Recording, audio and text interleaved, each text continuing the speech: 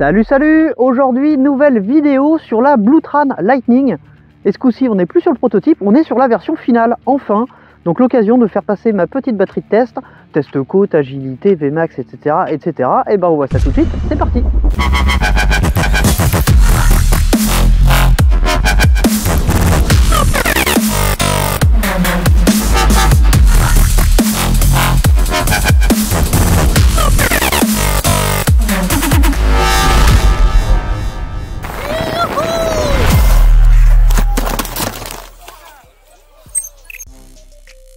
Allez, comme d'habitude, on fait court pour le forçage. Merci à tous les abonnés, anciens, nouveaux, futurs. Vous pouvez continuer à vous abonner juste ici, ou me suivre sur Instagram juste ici. Vous pouvez aussi faire les deux. Et puis, un petit mot sur Bluetran. Bluetran, c'est une marque de Mini Motors distribuée exclusivement par Fastride. Et chez Fastride, vous pouvez acheter n'importe quel produit avec 5% de remise en utilisant le code 0Rider. Vous pouvez aussi cliquer directement là, vous allez vous retrouver sur la fiche produit de la Bluetran Lightning. Et ben, on passe aux caractéristiques, c'est parti. Alors, avant de vous parler spécifiquement de ce modèle-là, Bluetran, je vais vous rappeler ce que c'est une nouvelle marque qui est lancée par Mini Motors. Donc Mini Motors, ça englobe Dualtron, Speedway, Bluetran. C'est assez différent du partenariat récent qui a été annoncé avec Blade, où en fait c'est Blade qui a fait tout le boulot et Mini Motors apporte juste ses contrôleurs. Là, c'est vraiment une marque développée par Mini Motors. Ce sont des trottes citadines et toutes en 72 volts. Donc pour l'instant, il y a la Bluetran Lightning qui est déclinée en 3 versions. Il y a une version 26 ampères avec des cellules chinoises, de bonnes cellules chinoises, une version 32 ampères en cellule LG et une version 35 ampères en cellule LG, c'est celle-ci. Les prix varient de 2390 à 2990, donc elles sont toutes en 72 volts et pour du 72 volts c'est très bien placé niveau prix. À titre d'exemple, celle-ci qui est la version 35 ampères, donc qui est proposée à 2999 €, donc pour ce prix elle vous donne 72 volts 35 ampères heure. Pour le même prix vous avez une Inokim OXO de 2 ans en 60 volts et 25,6 ampères heure, exactement pour le même prix. Et au niveau des finitions, vous allez le voir, et ben franchement elle a rien à envier à la OXO. Allez, on passe aux caractéristiques, c'est parti. Alors, les Bluetran Lightning, ce sont des trottinettes de plus ou moins 40 kg. Ça va dépendre après quelle version vous avez, entre 26 et 35 ampères heure. Ça va pas différer beaucoup. Au maximum, la version 35 ampères heure, donc celle-ci, fait 40,5 kg. Pas 45, 40,5. C'est une trottinette en 10 pouces 10 par 3 à chambre à air, équipée de freins à disque hydrauliques d'une marque visiblement propre à Mini Motors. Alors après, ça ressemble énormément à du Nut. Les poignées, c'est du Nut. Alors ce sont des poignées longues, hein, c'est pas des poignées de doigts, mais on reviendra là-dessus plus tard. Donc voilà, je vous ai dit les pneus 10 pouces par 3 à chambre à air, équipés en pneus route. C'est une citadine, hein, donc il est possible de monter des pneus off-road. L'intérêt est quand même moindre. Elle est très compacte. Elle fait 127 cm de long, 61 de large avec le cintre d'origine, pour 115 à un petit peu plus, je vais vous expliquer après, pour la hauteur du guidon. Donc elle dispose de 2 moteurs de 2520 watts chacun, donc un total de 5040 watts. Ça laisse vraiment de quoi faire, c'est très bien pour la ville. Le 72 volts va vous donner une vitesse de rotation assez élevée. Donc en vitesse max GPS dans de bonnes conditions, j'entends bien, c'est-à-dire pas cette température-là. Je le rappelle, les températures proches de zéro, on est quand même à 20 à 30% de capacité de performance en moins sur une batterie. Et là, il ne fait pas beaucoup plus que zéro. Mais à une température normale, elle est donnée pour 90 km/h GPS. On va déjà mesurer ce que moi je mesure par des conditions pareilles. Elle est fournie avec un nouveau guidon pliant, c'est celui-ci qui est très simple à plier. Je vous l'avais déjà présenté, hein, ça n'a pas changé par rapport au proto. Un cintre très simple à mettre en place. La grosse nouveauté par rapport au Dualtron de la marque Mini Motors, c'est qu'on a des suspensions. On a des vraies suspensions. Alors vous allez me dire, oui, Dualtron, il y a des suspensions. Ce sont des suspensions à ruban, à cartouche, qui sont très dures. Ça, je l'apprends à personne. Là, on est sur un système un petit peu différent. Alors c'est des suspensions qu'on retrouvait aussi sur la Speedway 5, toujours de la même marque. Mais là, on a vraiment un nouveau châssis, un nouveau type de gros cylindre. C'est tout nouveau et c'est quand même bien plus souple que les Dualtron habituel. Voilà, donc c'est la grosse différence entre Bluetran et Dualtron. De toute façon, on va voir ça en roulant. Pour les caractéristiques, bah écoutez, je pense que j'ai fait le tour. Non, Je vais vous donner les coûts par charge. Une charge complète va vous coûter 39 centimes sur le tarif réglementé français. 100 km roulés à fond, sans bridage, ça va vous coûter 74 centimes. Et 100 km en éco, c'est-à-dire en roulant à 25, ça va vous coûter 32 centimes. Et bah ce coup-ci, on a fait le tour pour les caractéristiques, et bah il est enfin temps de rouler, c'est parti. Alors je l'attendais depuis longtemps cette trottinette, hein. J'ai essayé le prototype, alors il n'y a pas énormément de changements par rapport au proto, je vais vous expliquer ça. Voilà. Allez, c'est parti. Donc on commence par le test d'agilité. Alors c'est un peu mouillé, donc je bourrine pas, mais elle est très agile. Elle a le train avant qui est très léger, peut-être même un petit peu trop léger. Certains attendront l'amortisseur de direction avec impatience. Moi, pour une prochaine vidéo, je vais vous donner un petit fixe sur comment déjà réduire ce guidonnage qui est présent. Vous allez voir, au-delà de 50 à la décélération, il est légèrement présent. Mais ça se corrige avec pas grand-chose en attendant l'amortisseur de direction si vous voulez être beaucoup plus safe. Donc on revient à l'agilité, elle est agile, elle est très agile, mais on va pas glisser comme un couillon. Ok, on est en mode hiver. Alors on va commencer par une petite Vmax. Donc j'ai mis le P7 à 2, le P9 à 3. D'origine, il est sur 2, je vous le dis. Allez, c'est parti. Alors on va prendre une ligne droite là-bas.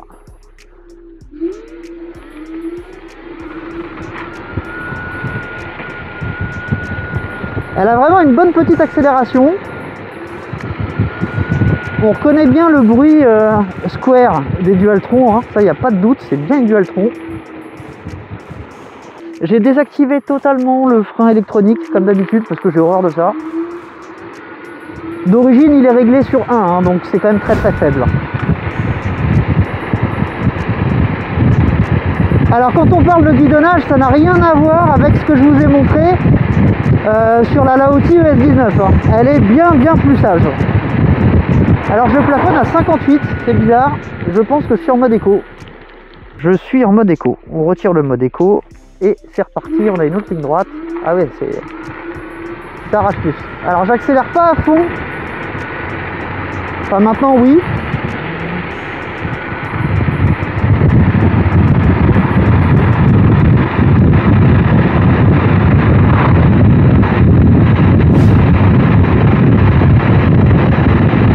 Voilà, en même temps je guidonne pas du tout, hein. Je mets mon poids en arrière. Elle est à 80 sur le display, on verra bien ce que ça donne sur le GPS. Ouais, alors le guidonnage, on sent qu'elle a une petite envie de guidonner, mais alors c'est vraiment pas violent. Et effectivement, le train avant est très souple. Et je pense qu'avec un simple changement de cintre, on sera très bien. Allez, on va se diriger vers le test côte. Ouais, bah si on met bien son poids en arrière, il n'y a vraiment pas de problème de guidonnage. Ouais, voilà, là on sent qu'elle a un petit peu envie de partir. J'ai vu bien pire. J'ai vu bien pire. Alors après, j'ai pris quelques précautions. C'est-à-dire que j'ai ramené le guidon au maximum vers moi. Ce qui généralement a tendance à réduire le guidonnage. Mais je vous préviens tout de suite, je vais faire une seconde vidéo juste sur ce pseudo petit problème. En gros, ça va être une vidéo sur comment changer le cintre. Puisque le fixe en attendant l'amortisseur de direction, il est très simple, il consiste à mettre une tête de potence courte et un cintre rise un petit peu plus large. Et là, ça permet de la contrôler beaucoup mieux. Alors le freinage, même sans freinage électronique, le BS, que j'ai volontairement désactivé, hein, il est vraiment plus que correct. Alors,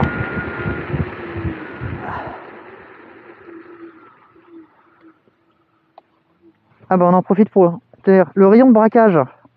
Vous pouvez tourner à 180. Ça, Mini Motors, ils sont très forts là-dessus. On a toujours un très bon rayon de braquage. Alors, je me mets comme d'habitude au pied de cette côte qui en moyenne fait 13-14%, 17% au point le plus haut. Le but, c'est de voir combien de temps je mets pour arriver au céder le passage et surtout à quelle vitesse je vais arriver au céder le passage en partant d'ici. Allez, 1, 2, 3.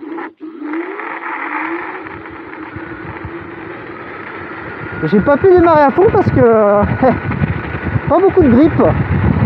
Bon, ça m'a l'air très bon, hein. Au compteur, là, j'étais à 55. Alors les Blue Tran Lightning, c'est vraiment des trottinettes qui sont faites pour la ville. Alors pourquoi je vous dis ça? C'est parce qu'il ne faut pas les opposer à une Thunder par exemple en 11 pouces qui fait aussi 72 volts pour la Thunder 2 je parle, mais qui a des contrôleurs plus puissants, donc plus de watts en sortie. Celle-ci elle est conçue pour avoir de la longe, d'où les 72 volts, mais elle reste très correcte niveau puissance. Alors vous n'allez pas manquer de puissance, hein, surtout si c'est votre première trotte, vous allez même la trouver très puissante. Si vous êtes habitué des trottes, vous avez déjà conduit des Thunder, enfin des trottes de plus de 40 ampères par moteur, vous allez la trouver correcte. Pas poussive, mais plus que correcte. Mais en tout cas, voilà, sur ce modèle-là, c'est 30 ampères par moteur. Ce qui est idéal pour la ville, parce que ça permet d'avoir suffisamment de reprise, mais sans avoir une conduite trop violente, puisque l'accélération est assez linéaire. Et on peut la rendre encore plus linéaire, hein. Je vais faire le tour des paramètres du LCD pendant le débrief. Alors au niveau des suspensions, effectivement, c'est bien plus souple qu'une Dualtron, et ça c'est vraiment ce que j'attendais. J'adore les Dualtron, hein, mais quand on pèse 60 kg, au niveau du confort, on est quand même plus proche du parpaing que d'autres choses. Et ben là, on a enfin les avantages d'une Dualtron, c'est-à-dire les contrôleurs square, la qualité de fabrication qui est quand même vraiment top, avec un niveau de finition que je trouve même un petit peu au-dessus de Dualtron. Et puis bah, on a des suspensions. Alors c'est un poil moins souple que ce qu'on peut avoir chez V7 par exemple, c'est un petit peu plus rigide. Après moi le proto que je vous avais présenté il y a quelques temps, il va avoir quelques kilomètres de plus, donc il était moins rigide. Et là je le trouvais vraiment parfait, là elle est toute neuve, donc forcément les suspensions sont un petit peu plus dures. Donc pour moi c'est un poil dur, mais ça va s'assouplir assez rapidement. Alors, on retrouve vraiment le bruit des contrôleurs et moteurs Dualtron, j'adore ce petit bruit. Et puis ce display i3 hein, qui est identique à ce qu'on retrouve sur toutes les Dualtron maintenant.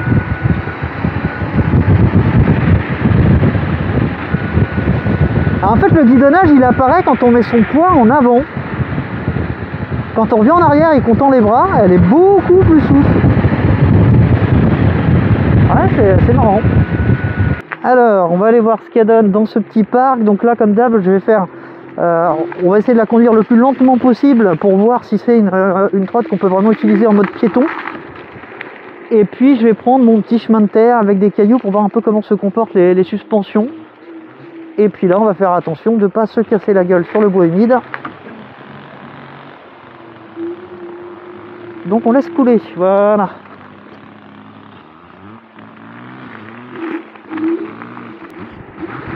Bah alors déjà sur ce petit chemin là, franchement, elle se comporte bien. Il n'y a surtout pas de gling-gling de tous les côtés.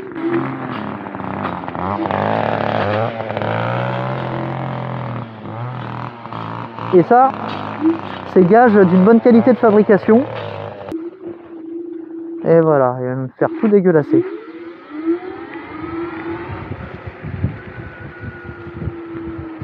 Bon, on va pas vite, c'est humide. Hein. Donc là, je vais pas trop pencher, mais je pense que sur terrain sec, il n'y a aucun problème pour pencher cette trottinette là. Allez, on va faire une petite pause caméra. Bon, j'ai une petite coupure caméra, me demandez pas pourquoi, et on va reprendre. Alors, on est devant ce petit chemin avec plein de cailloux, de trous, de tout ce qu'il faut. Alors, j'ai pas les bons pneus, mais en théorie, j'ai les bonnes suspensions, donc on va voir ce que ça donne là-dessus. C'est parti. Alors, la question grippe, oui, les pneus, c'est pas ça. Par contre, question suspension, oui, là, c'est ça. Elles sont très bien là-dessus. Alors, par contre, elle est basse, hein, donc je la conseillerais jamais pour faire du off-road. C'est une trottinette de ville, assez basse. Mais en tout cas, pour la ville, bah, du coup, les suspensions vont faire largement le taf et beaucoup mieux que ce qu'on voit chez Dualtron.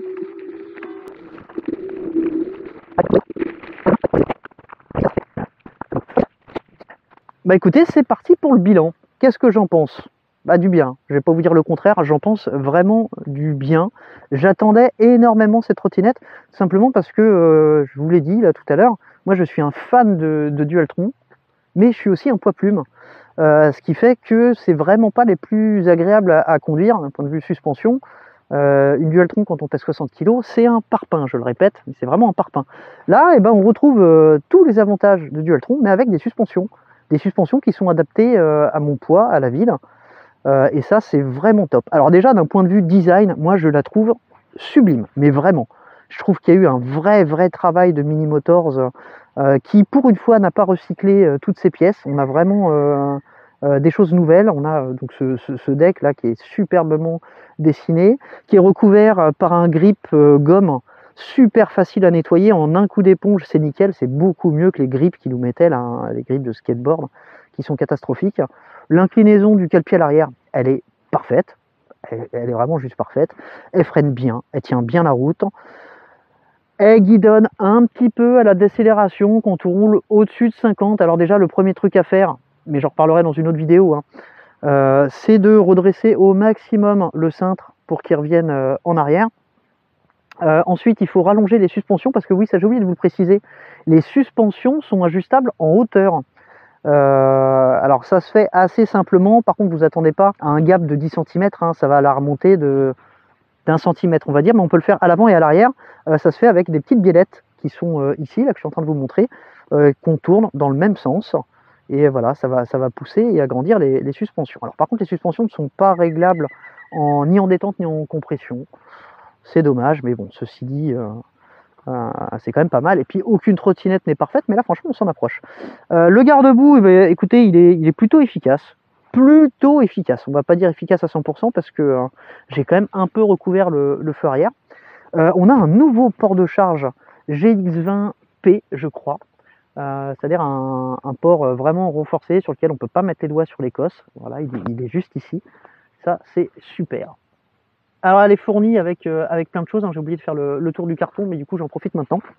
Donc bien entendu elle est livrée avec son chargeur. Alors Mini Motors nous a jamais habitués à nous mettre des chargeurs puissants de base, et alors là ils ont pété tous les records. D'habitude c'est du 1,75 ampères. On a parfois du 1,50, et ben là on a du 1,40, 72 volts, alors 35 ampères à recharger avec un chargeur de 1,40 ampères/heure. C'est très long, c'est très long. Ceci dit, elle accepte la charge jusqu'à 10 ampères, donc la charge rapide. Je vais vous montrer un peu comment elle se plie. Donc le lock, hein, c'est le nouveau lock de chez Mini Motors, c'est pas l'ancien, c'est celui qu'on retrouve maintenant sur les Thunder 2, Storm, etc. Donc on a toujours une grosse bague, la différence c'est qu'on n'a plus cette couronne crantée qu'on avait avant. Donc on la lève, on a un petit soufflet maintenant pour masquer un petit peu le truc, ne me demandez pas ce que c'est. Et alors là c'est la première fois que je le fais en direct, donc on met le crochet comme ça, ah ben voilà, c'est tout. Et c'est plié. Pour les poignets, hop, c'est extrêmement simple. On va juste repasser les câbles au bon endroit, voilà, c'est ma pince qui fait chier. Voilà, c'est plié, alors ça se plie vraiment rapidement. Alors on va la redresser. Donc on rechoppe le crochet, hop. On baisse le lock qui est déjà bien graissé d'origine. Les poignets, il y a juste ça à faire pour les remettre. D'ailleurs on peut garder, je vous le montrerai donc dans la prochaine vidéo, on peut garder le cintre pliant sur une tête de potence courte, ça se monte. Alors en plus du chargeur, vous avez le toolkit qui est fourni avec. Alors c'est plus le toolkit Mini Motors qui était un petit peu plus petit et qui était un petit peu différent de celui qu'on retrouve sur la plupart des trottinettes chinoises. Là c'est exactement le même qu'on retrouve sur les trottinettes chinoises. On a une notice intégralement en français, et quand je vous parle de français, je vous parle pas d'un français mal traduit, d'un anglais lui-même mal traduit, d'un chinois pas terrible. Non, là on a un vrai français compréhensible, une vraie notice intégralement en français, et ça c'est top, et qui vous explique vraiment tout ce qu'il faut là-dessus. Je vous ai pas présenté les éléments du guidon. Donc, on a des poignées ergonomiques de base, qui ne sont pas celles qu'on retrouve habituellement chez Mini Motors, hein, puisque là, elles se resserrent avec des petites vis. On a des freins hydrauliques avec des poignées longues, poignées 3 doigts. On a donc le commodo sur lequel on retrouve les clignotants. Alors, comme d'habitude, un clignotant aussi bas, pas hauteur d'yeux. Bon, ils sont là. On a le mode warning, on a un klaxon. Un klaxon que vous retrouvez juste ici.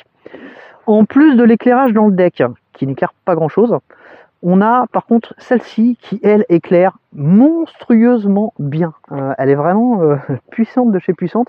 Ça, on ne l'avait pas sur le proto. Bon, en tout cas, elle ressemblait pas à ça. Et puis, on n'avait pas le klaxon non plus sur le proto. C'est ça qui diffère. Autre changement avec le proto, bah, on a ce crochet qui permet de l'accrocher. Et puis, les freins. On est toujours sur l'hydraulique. Sur le proto, c'était aussi l'hydraulique. Mais sur le proto, c'était des zooms. Là, l'étrier ressemble plus à du nut. C'est un petit peu plus gros. Et les plaquettes m'ont l'air un petit peu plus grosses. On est sur des disques de 160. Je pense que j'ai fait le tour de ce qui est fourni avec. Bon, vous l'aurez compris, moi je suis super convaincu. J'ai adoré cette trotte. Je vais revenir dessus régulièrement parce que ça va être mon délit. Hein. Ça va être mon délit. Je vous ai pas parlé de la béquille. Juste avant de conclure, je reparle de la béquille. On a une béquille qui est réglable en hauteur, qui est beaucoup plus solide que les merdes qu'on avait sur les Dualtron précédentes. Elle est solide et elle est réglable en hauteur, donc en fait tout ce qu'on attendait. Allez, je vais vous faire une petite liste de pour et de contre. Pour les nouvelles suspensions, le nouveau système, ça c'est top. Pour le deck avec un grip en gomme, ça c'est top. Pour le Height 3, donc le display avec une gâchette index, ça c'est vraiment perso, mais moi j'adore. Pour les garde-boue plutôt efficaces. Pour évidemment le prix des performances, là on est vraiment pour. Alors il y a des petits contres. Il y a l'utilisation de cette tête de potence longue qui, d'après moi, est complètement con. Mais bon, c'est comme ça. Le garde-boue n'est pas si efficace que ça. Là, on est dans les contres. Un truc que je trouve particulièrement stupide, je vous le montre. Ce Komodo-là, je l'adore. Mais ça aurait été bien de pouvoir l'approcher de la poignée. Là, vous voyez, il n'y a aucun moyen de l'approcher de la poignée parce qu'il va buter sur la poignée de frein. Il aurait fallu soit le descendre un petit peu plus. Ça aurait été parfait. Le cintre d'origine, moi j'aimais beaucoup. Alors je sais qu'on n'est pas nombreux à l'aimer. Mais alors moi, le guidon pliant Dualtron, je l'adore. Celui de base, hein, celui qui est vraiment basique avec les deux fermetures au-dessus, là. Et ben mine de rien, conception basique, mais il est hyper solide, il est vachement bien. Alors à mon avis, ils l'ont pas utilisé parce qu'il est quand même moins large que ça. Et vu la légèreté de son train avant, elle a besoin d'un guidon assez large pour la maintenir. Bah écoutez, c'est tout pour moi. Je vous dis à très très bientôt, donc dans quelques jours, pour une vidéo dédiée sur le guidonnage. Et puis bah, je reviendrai dessus après avoir fait quelques kilomètres de plus. Allez, salut salut!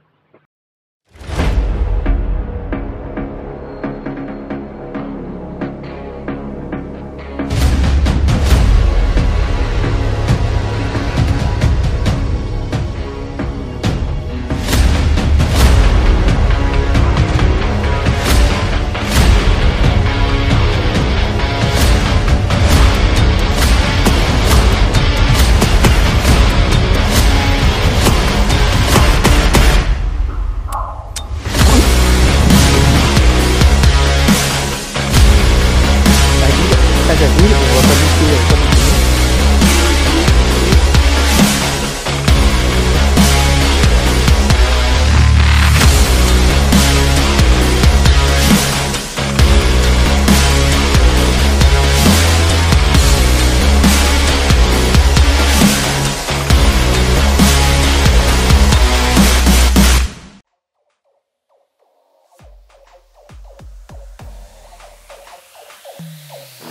One, two, three, go!